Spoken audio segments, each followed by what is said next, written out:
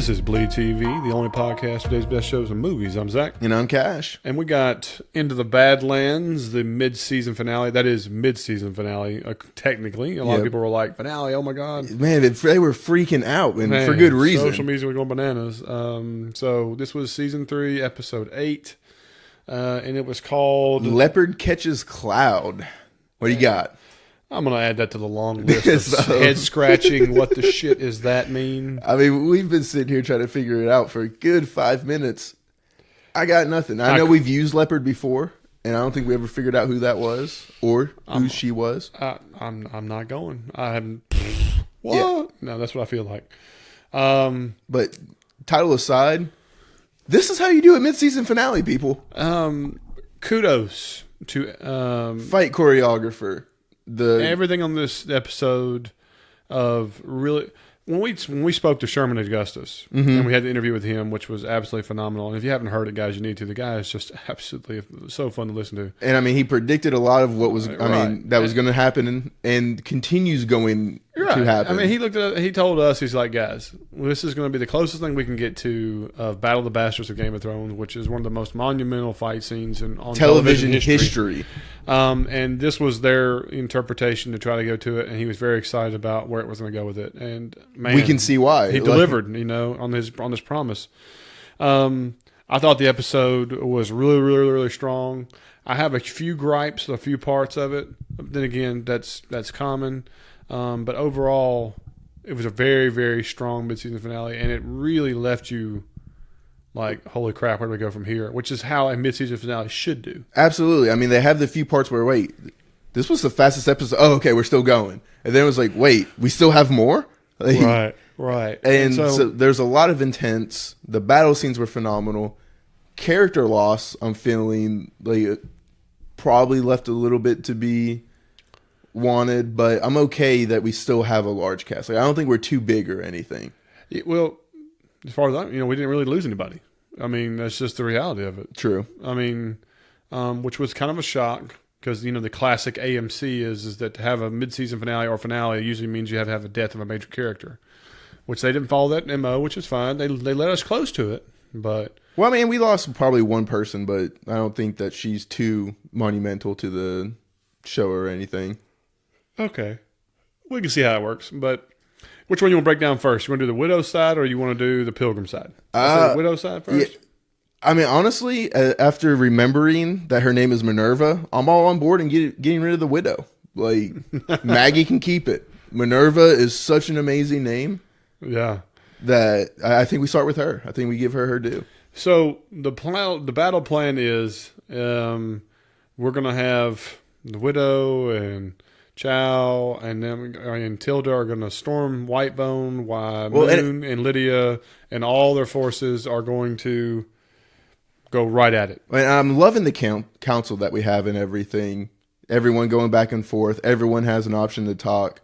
And Minerva does a great job of saying, hey, can we... yeah. I mean, I figured he was going to say something like that. Yeah.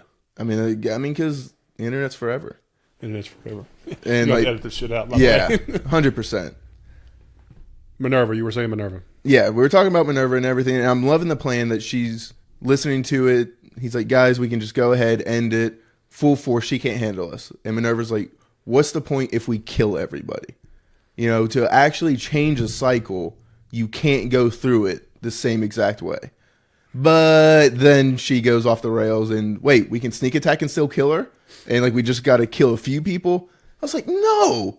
You just did a great thing. Try to work this out with peace or something. No, this show's about fighting. Okay, let's go with it. Yeah, really. I mean, I'm going to be happy with thought, it. Moving on. Exactly. Yes, don't let you catch your tongue on that one. So, again, we go through these tunnels. Moon and company arrive at this... A great fight area. I mean, then we have Lydia talking to Moon and everything, and our boy seals the deal. I forgot. You forgot about it. I did not want to miss the kiss on this one. Exactly. But I got to be honest with you, man.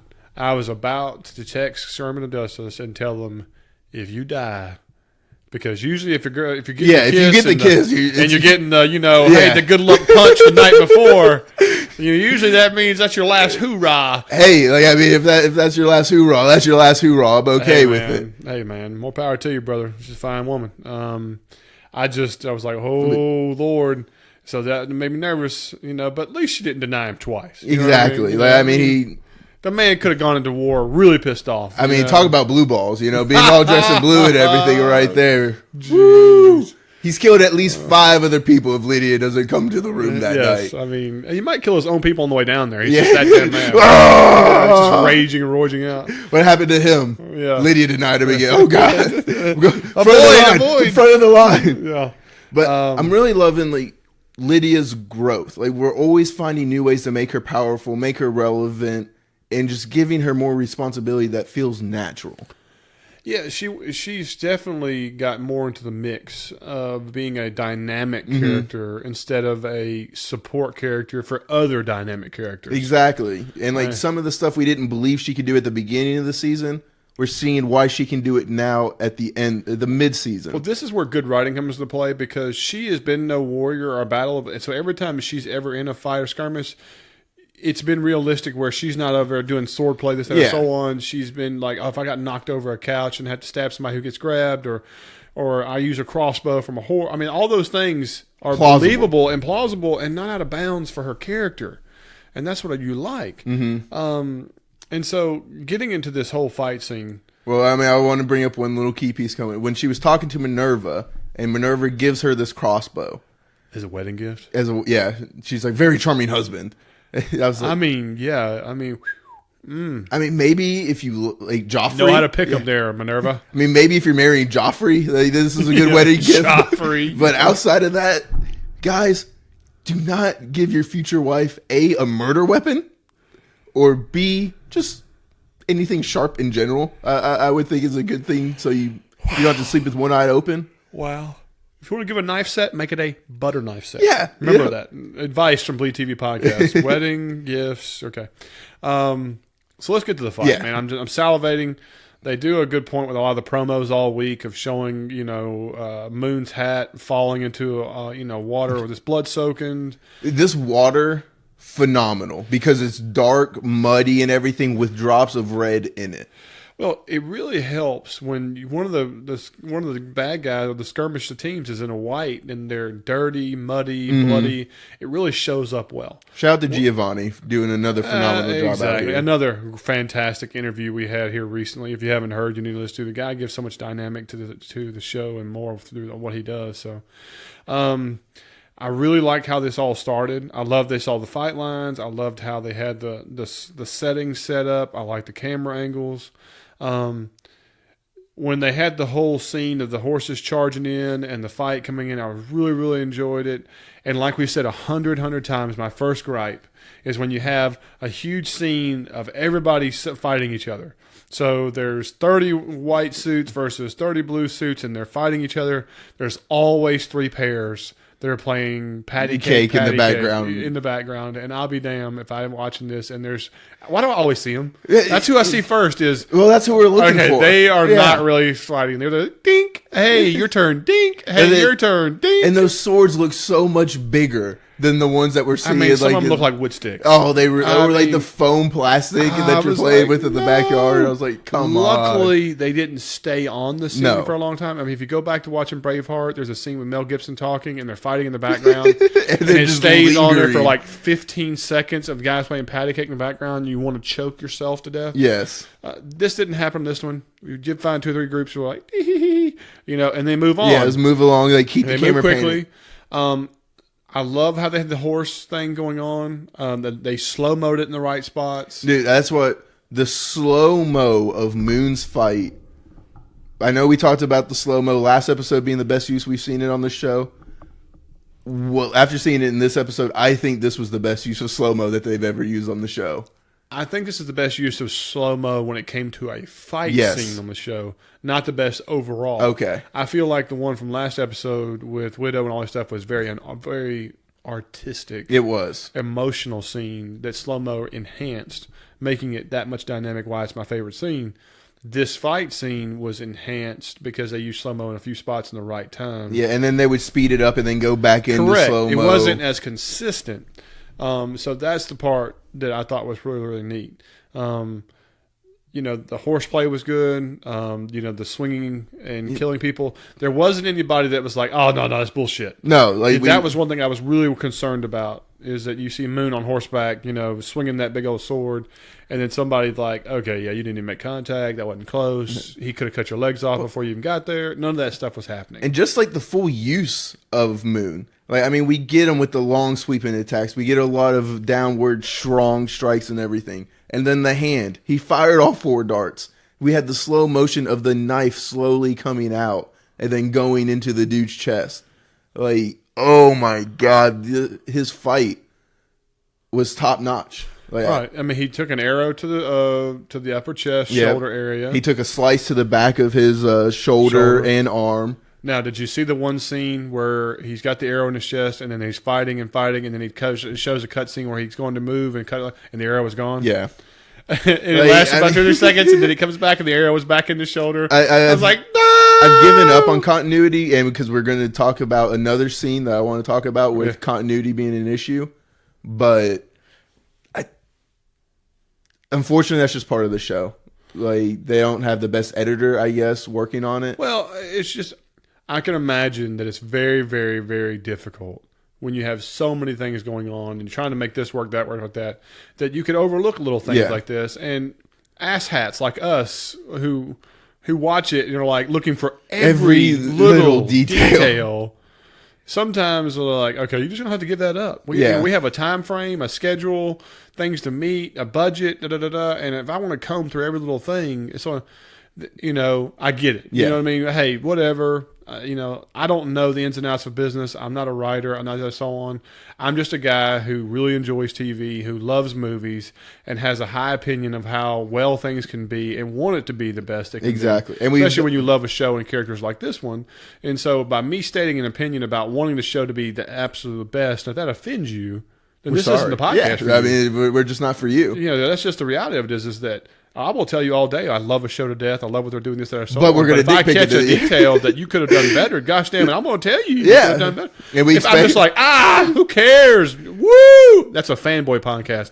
We're not fanboys, and we are most of the time. So it is what it is. But so we get Moon finally surrounded and everything, loving every second of it, and then I'm like, oh no, he's about to die because we got the one clipper coming around, and I was like, okay, here's what's going to happen. Minerva's going to shoot this guy in the back of the head. But if she makes this shot from all the way back there, I'm just cutting the episode off. It'd be Orla, not Minerva. Oh yes, it would be Lydia. Yeah, Lydia. And now you're giving it. Man, we are butchering names all the way around. Well, that's our real name. Yeah.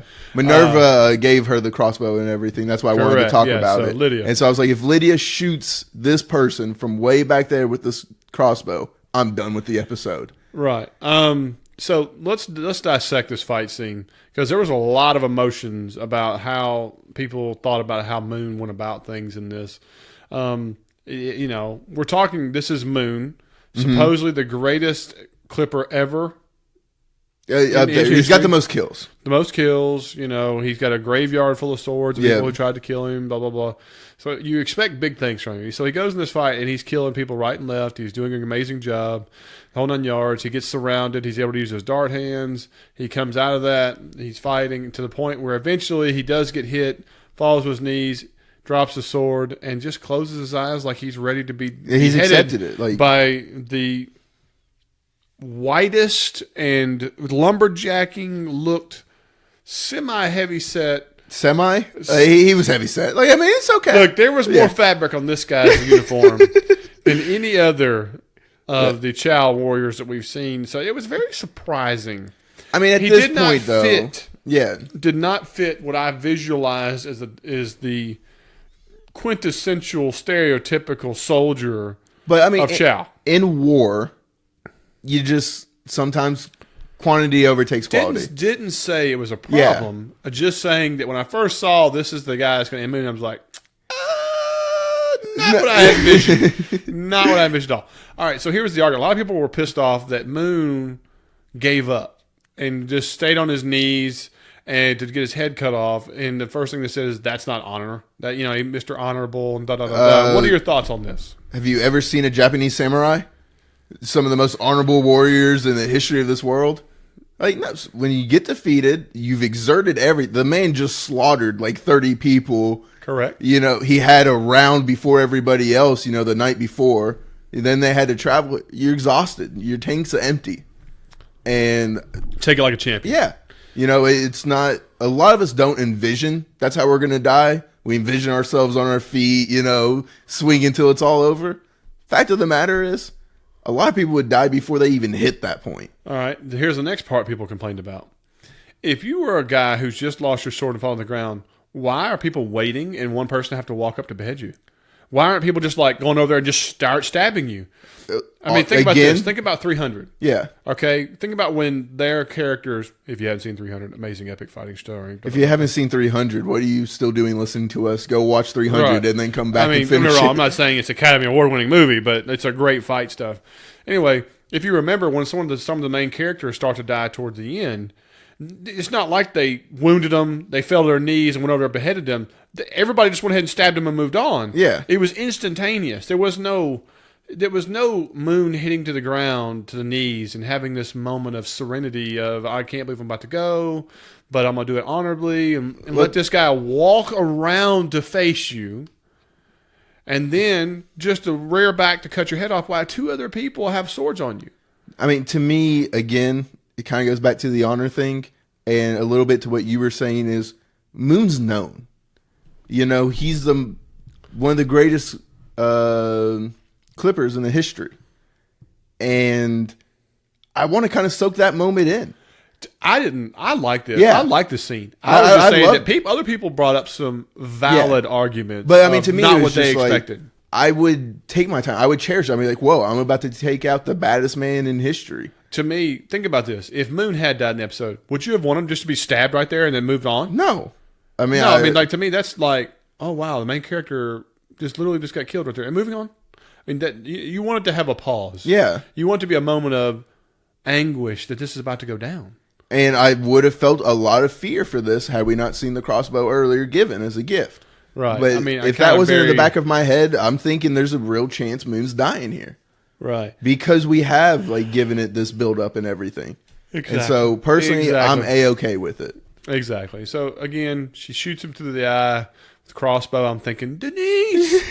If you're a Walking Dead fan, you know exactly what I'm talking about. That one wasn't meant for you. Yeah, really. It's supposed for Abraham. Gosh damn it. You know? Again, Walking Dead references. Yeah.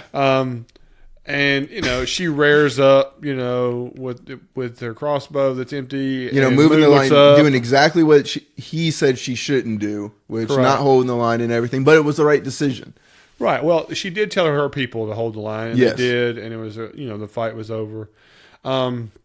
Were you surprised Shocked. at the numbers they decided to put on film when it came to how many people from the Widow people and how many people came from the Chow people?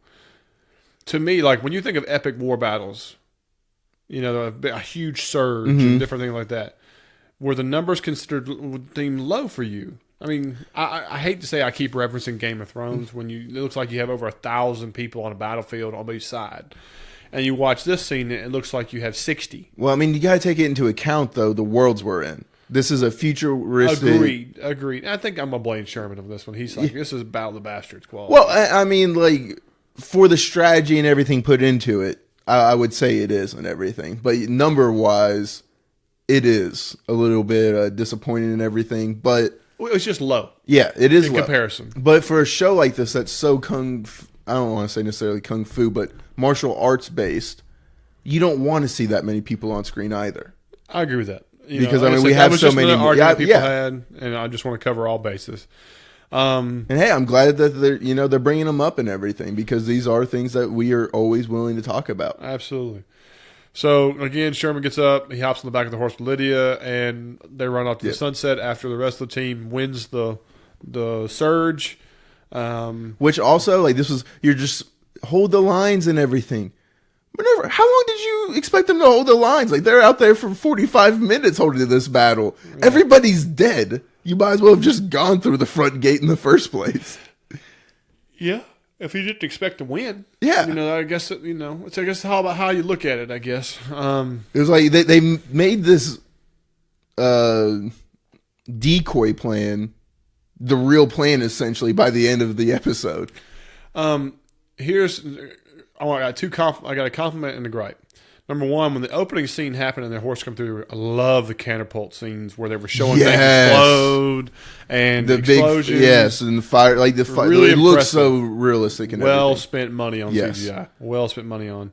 Again, just like the scene where the Chow soldiers shoot Sherman in the shoulder with the crossbows. We never revisit the guys at the catapult. We never revisit the people with the crossbows. And I thought that was kind of like, where are they? Especially because those crossbow and, I guess, trebuchet people could have still been going when Lydia brought everybody up on the front. That's what I'm thinking, is that it's like we have a missing element. Mm-hmm. And so I know they're like, yeah, we won and got them out of here. But I was like, was the mission to destroy Chow's people or just to hold the line because they brought a surge? So, I mean, that's the part where, you're like, what was the actual goal? Was to hold the line even though you showed up as a surge to try to get in there? They didn't make it too clear. Because they said... It was muddy water. Yeah, they said it was supposed to be hold the line and everything, but either they did better than they thought and they advanced further, or they were just like, screw it, we're just going to end it ourselves. I wish I knew. Yeah, that's the only part was like a little bit clearer, but overall the fight scene was fantastic. Now, let me ask you the very important question. Are you still worried about wearing a fedora in the battle? Because the amount of people that were still wearing their fedoras going into battle, I'm like, maybe a helmet. Hey, man. Yeah. They were rocking it, man. Hey, I mean, I played football and everything, lived by the motto of look good, feel good, play good, but this is to a whole other level. Amen, man. Look, if Sherman Augustus, Moon can kill many people in that awesome trench coat that he's rocking, then maybe that's the key. That's the key, man. We got to start dressing better. Good, they're dominating out there. You look like a hobo, you die like a hobo. That's the way it goes. Baji, take note, man. But then when we get back to the tent and everything, and Lydia collapses. Well, here's the thing. Lydia is carrying Moon into the tent to patch him up. And then she collapses, and then so he gets up and carries her out of the tent. Did you notice anything wrong with that? I noticed a lot wrong with it. And she's just not going to be able to carry him at any point in time. Just not going to happen. You could guide him in like that, but if you're at the point of collapsing because you're wounded, and we come to see that's a pretty nasty wound she's got. He needed your help to get in the tent.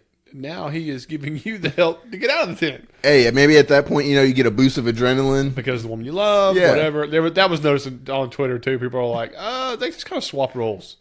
I was like, okay, I'll give you that. It was like Popeye's spinach, he popped a little bit, and she makes the comment like, "I don't want to, take me home to die." Like she's fully expecting him to die. Yeah. I don't see it.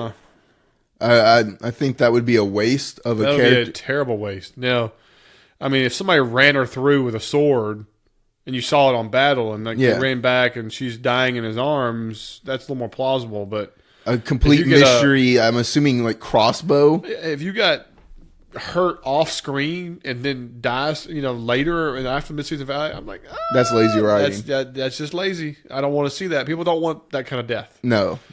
Especially for someone that we've built up and made into such a fantastic character. Absolutely. So I really hope they don't go that route. Nope.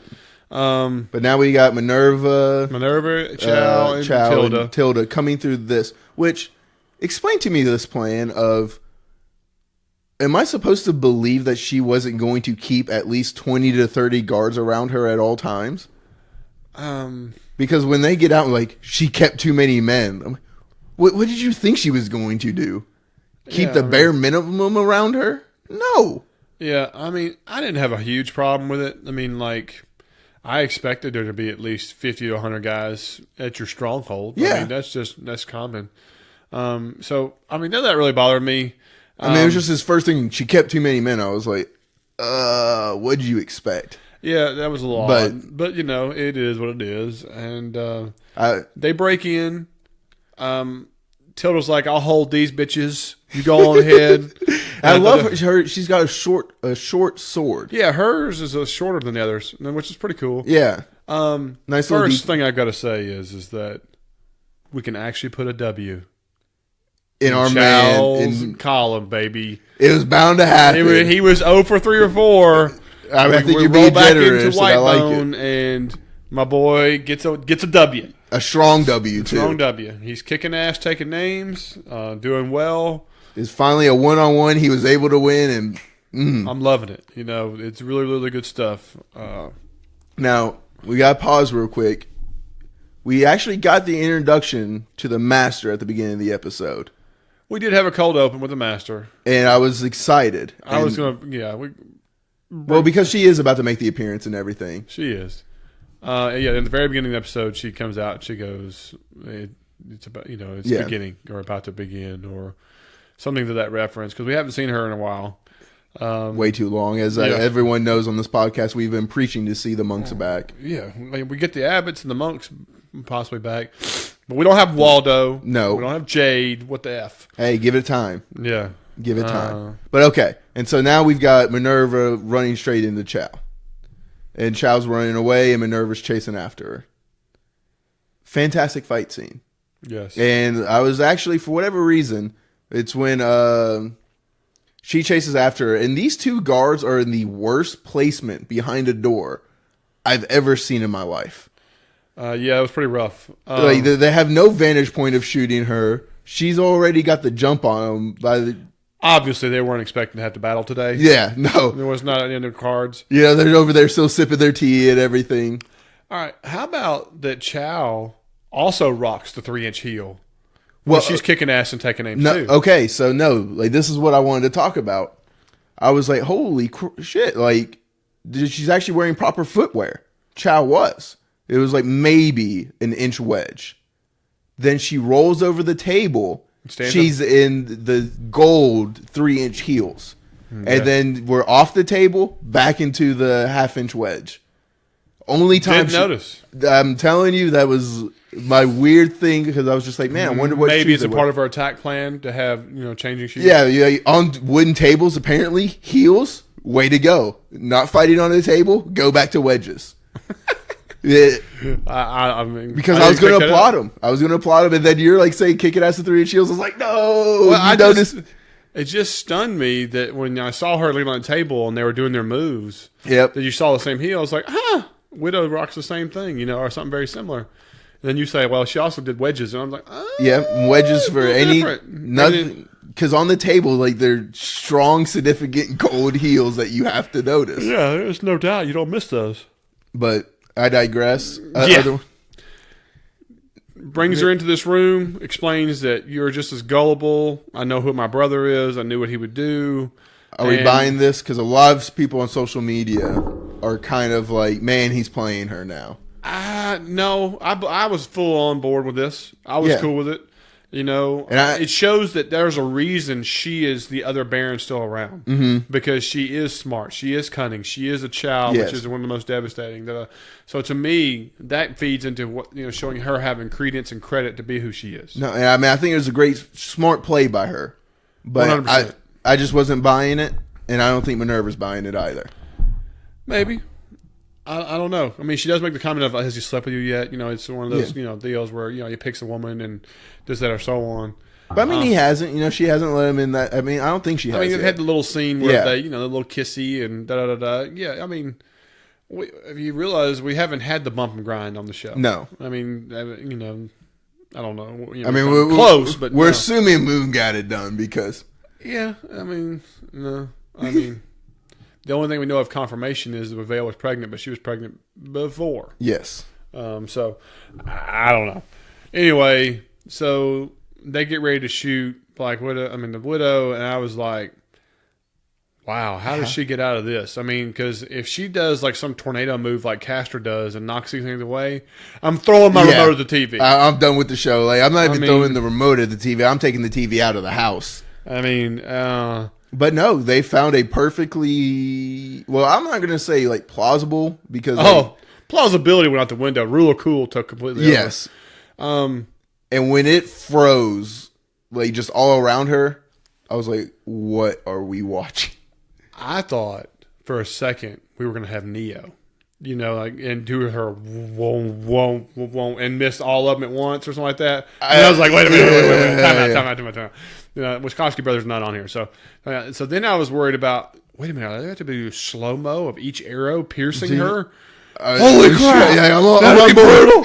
Oh my god! No way. I mean, they show one chick take 70 arrows to the body. I don't want her to die, but if she has to, this is the way to do it. I mean, like they're gonna show each one go. I was like, holy crap! The most brutal, surprising mid-season finale in history. And then we see her confusion on the face of like, wait. Why am I not dead yet? Yeah. Why am I still alive? For all those arrows to suddenly just burst out of there and hit all these other people. Yeah. And Chow takes 2 of them side by side in the most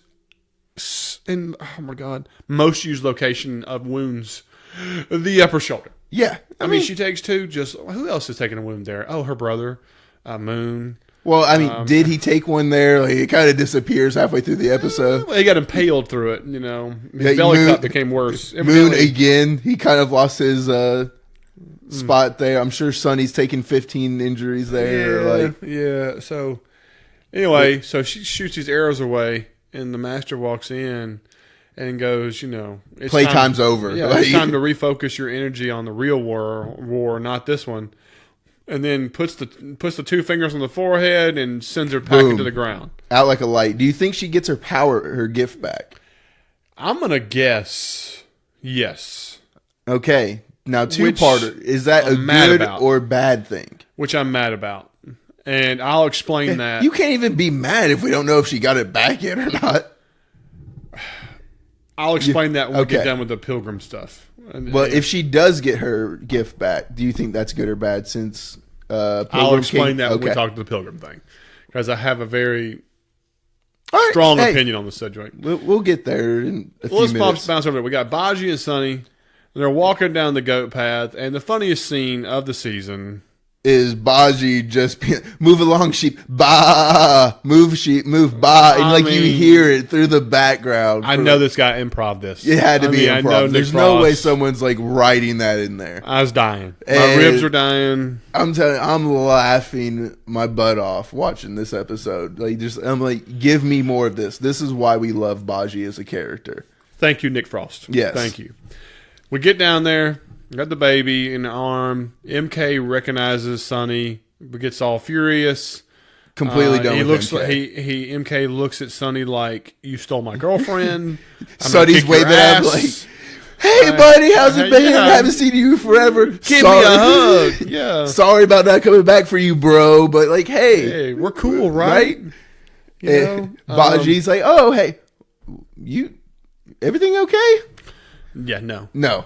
And MK, give him the child. Yeah, it calls him out. You know, you killed my mom, and he's like, I don't remember that. And he goes, which that kind of disappointed me.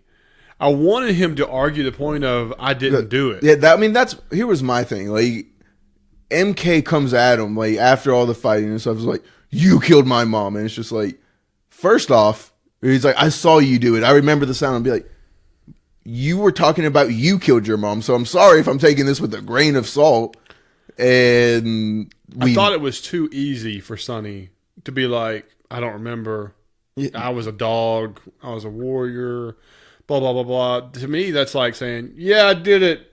Who cares? Sorry. Yeah. My bad. You know, to me, I struggled with this. I was like, I would be very defensive in this situation. I would too, especially if this is somebody you fought for, cared for, you raised in a sense a little bit. I mean, come on. So I mean, the complete turnaround on this, I struggled with it. Yeah, I mean, especially because he does such a bond. Yeah, a great bond, and like now, I just feel like MK's character has just devolved further and further away, and I'm just give me an MK I can root for. Yeah, I mean, like. I really, really struggle with that part. But, of course, they move through and they get through a fight, and then Sonny shows that he can still kick ass. And he's like, I don't want to hurt you like that. And, and as he's spinning the shovel around, he goes, you're not. And then the black eyes turn on. And the way Sonny's fighting style changed from when they were fighting initially. Sonny's really aggressive, doing a lot of just normal Sonny stuff. But it was more defensive, and using leverage. Like he's using MK's body against him and using Correct. his force to start rolling him, tie him up with things. I thought that was a fantastic detail that they haven't really used in the show before. Yeah, it's like restraint of fighting, which is kind of a unique kind of concept. You want to put it like that. But the fight scene was great, kicking ass, knocking like that, and so on. But then, man, I mean, damn, MK starts whipping ass, puts him through a post. I mean, the he gift punches is, him, and his blood going everywhere. Dude, the double fist punch, and then the spitting of blood coming out. I mean, it was like, dang, this is the first time you really see Sonny get his ass whipped. Wow, no, the Abbots when they did. I'm talking about like seeing blood spray. We saw blood spray in that fight. Like it was bad. And so MK is about ready to finish him off. And Pilgrim turns the switch off. Well, and was this the first time he used words as well, or is he always using? No. Okay. I remember he even told Castor when he was doing his spinning kick of death towards the Black Widow. That Black Widow. So Marvel. We've been taken over by Marvel at this point. Yeah, you can say that again. So he used that, and so he collapses, and Sonny's, like I said, clinging to life. And then, not only that, he's says something, brother, and it's like, whoa. Yeah, he shakes up a little bit, a little rope-a-dope. Like they're supposed to know each other and high five, have secret handshake, and share girlfriends, whatever you want to call it. And so Cassandra's, healing him, and they're hitting him with this information of, we're brothers. You don't remember me. I wouldn't be alive without you and your older sister, Kenna. Which do you think we're eventually going to see this older sister? I think so. There's a lot of theories out there that the Master is the sister. That's a good theory. Some people are like, "Oh hell no." To me, I feel like the sister is going to be the secret weapon against Pilgrim down the road. I think so. To me, that's where that comes into play. I don't think Pilgrim wants anything to do with the sister, but I also don't think it's the Master, just because she trained everybody and she looks the exact same according to them. So right, I don't think it's the Master either, but it is a theory. To me, I think if Sonny is the catalyst, the sister has got to be some other cool ass name, where she's just as important. But I mean, how do you make three people that important? Well, if you remember what Pilgrim said is that we were all children of God and we all had a special purpose and blah blah blah. Well, yeah, I mean, I'm not saying that she could. I just don't know if he's the catalyst and Pilgrim is the book or whatever that knows everything. Well, I don't know. He knows how to guide he knows how to guide the special device. So maybe she's the one that's meant to hold it, or maybe she's the one that's meant to turn it off or can kill it. Well, I mean, that's Pilgrim's power, He's the though. catalyst. She could be whatever the opposite of the catalyst is. You know what I mean? Catalyst brings something good, but she could be the opposite. And that's Pilgrim, though, because he's the one that can shut it off. Well, he can guide the power. So now he has it. Okay. So I'm not sure. That's the big question. But to answer your question, no, I do not think the Master's a sister. I think the sister has a very important role. For the next half season. Very true. And that'll be one of the missing links, to see where it goes. Then we got Baji having his one-on-one with Crescenda. And this was one of the few times I'm okay with Baji having this knowledge. It is, and then him reading the book and knowing what the chamber is and all that kind of stuff was really, really cool. It all worked out. He's worked with these people. He's been able to read it. He was with the Abbots and everything.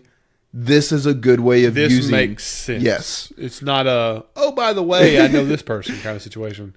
Around this time, this is where people find the chamber. They're digging around. I'm going to go ahead and say it. It was a poor job on the set on this part right here. They're digging, and the guy decides to dig in the mound that's raised higher than everything else, and here's dink, like they just covered this spot up. Look, every part of this outside digging has fallen flat, and it's just something we have to have, and they just felt like... to me, it seemed like a budget thing. Yeah, I don't know. That's what I was going to say. I don't know. I'm sitting there watching it. This show and digging suck.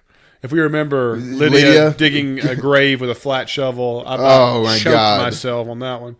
And then this scene where we've seen scenes where they've taken pickaxes and people aren't even swinging them hardly. And then we have this where he decides to shovel into the only raised mound in the entire area, which happens to be the chamber entrance. Anyway, long story short, I'll get over that. No one on the show has ever dug a hole. That's what it's come down to. Like, we're sorry. Yeah. We're calling all of you out. We can kick ass with our feet and fists and do all kinds of cool weapons, but give me a shovel and we're like, eh. Or like Baji. I came here for, yes, this little shovel, and I'm usually so much better at lying. Right. So let me hit you over the head with this.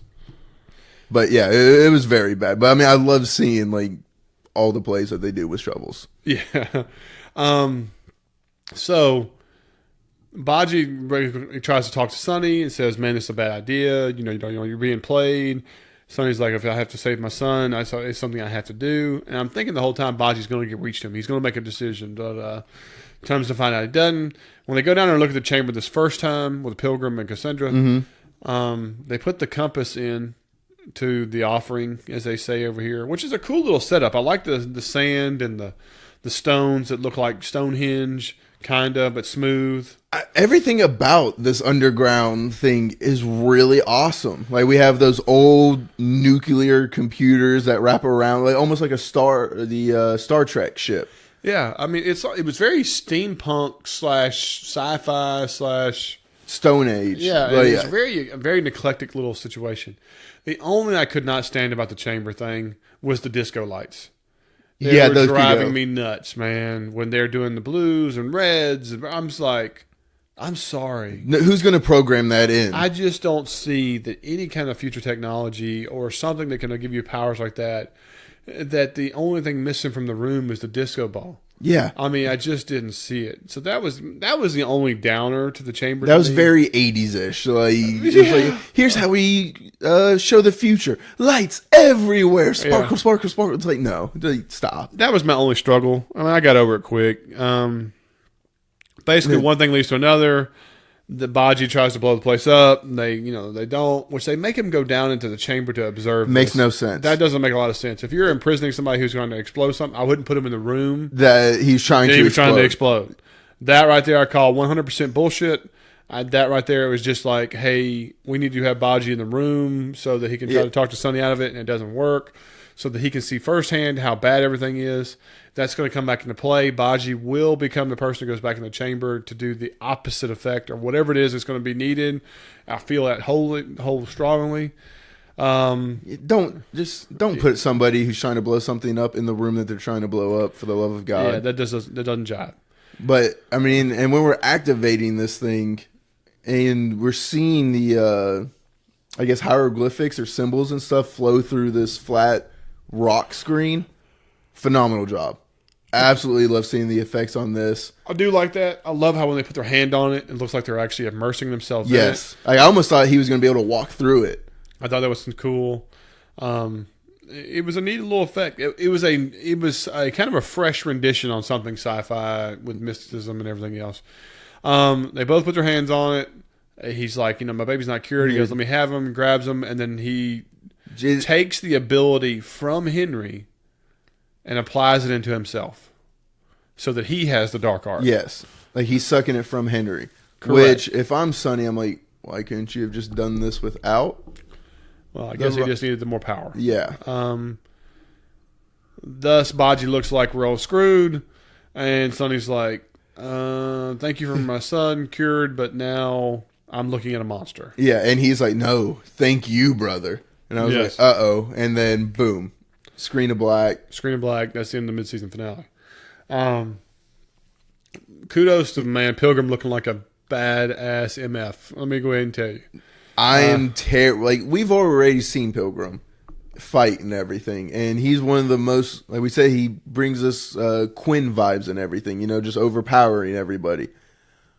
Him having the gift, I can only imagine how much of a handful this guy's going to be. Yeah, and I cannot wait to see how much more force these punches that aren't even punches are going to deliver and everything. Well, I'm not sure we have anyone that can come close to bringing them down.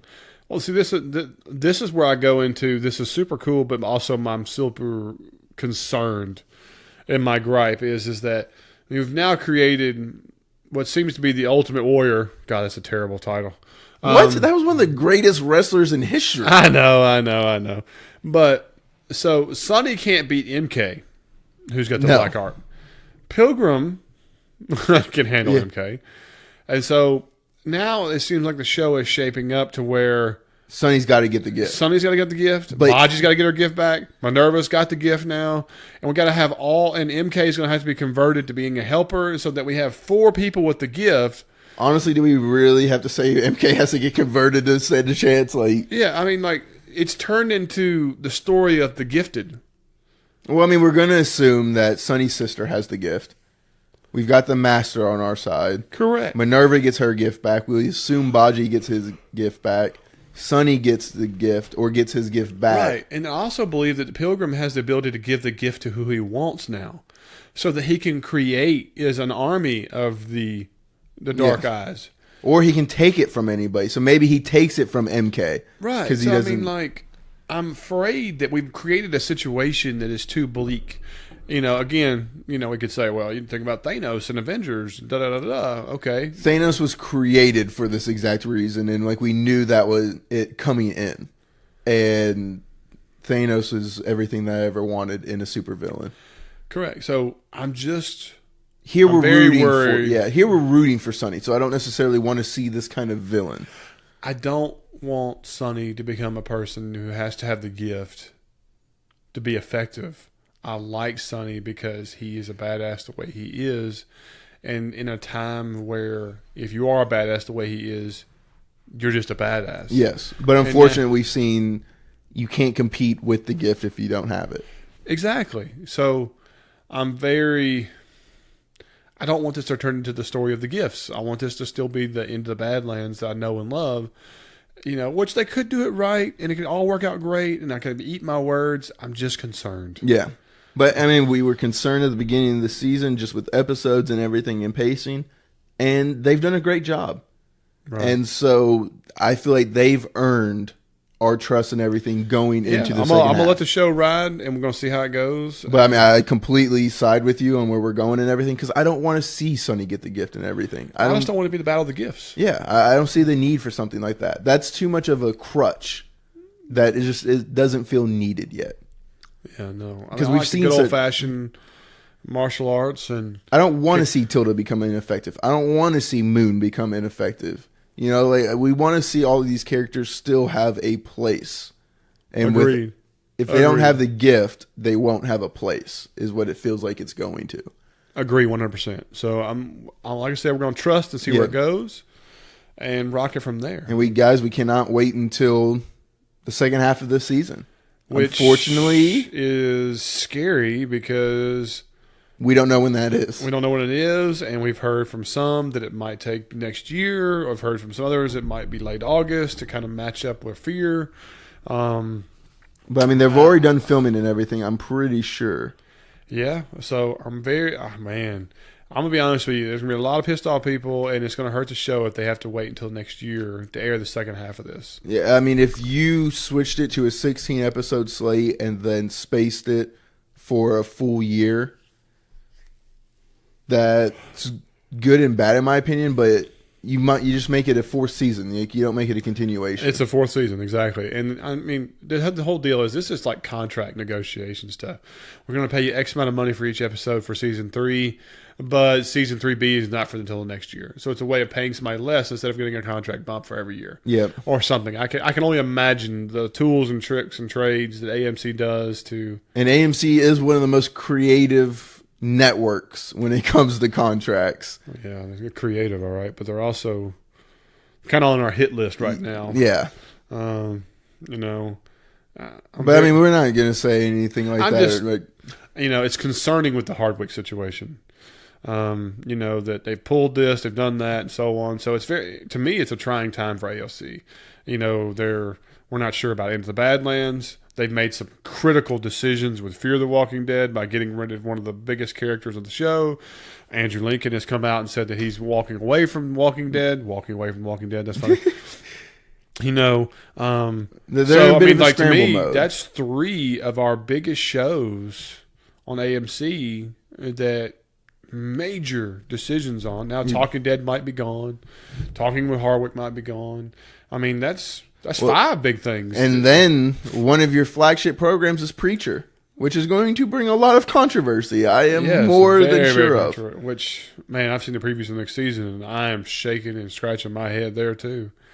I mean, guys, if you haven't watched Preacher, a pivotal character is killed, and then they've shown the previews for the next season, and that character is running around. Wait, I haven't seen any preview, so I have no idea what. So it makes 0 sense, and so that's a big nugget that they're just throwing out there. And so I mean, like I said, AMC, I'm very curious about decision making process, where they're going with this, where we're going with that. You know, but it is what it is. But all we can say is we hope that the show is not having to wait a full year. In my opinion, hopefully we come back in August and keep things rather hot and fresh, and so on, because it's on a roll right now. I think it's doing strong. I think it's doing over 1 million viewers, and you know, that's good and bad depending on which networks you are on, and if they're hitting the key demographics. We're just going to have to see how it goes. But praying for our 4th season no matter what.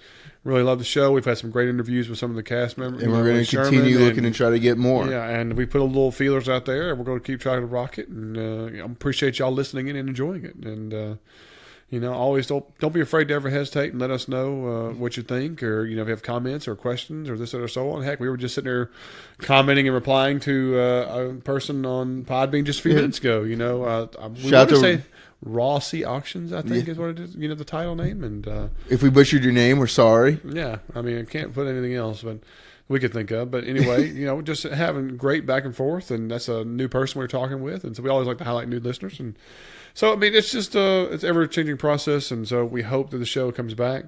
And, that's the way it works out. But until season 3B, yeah.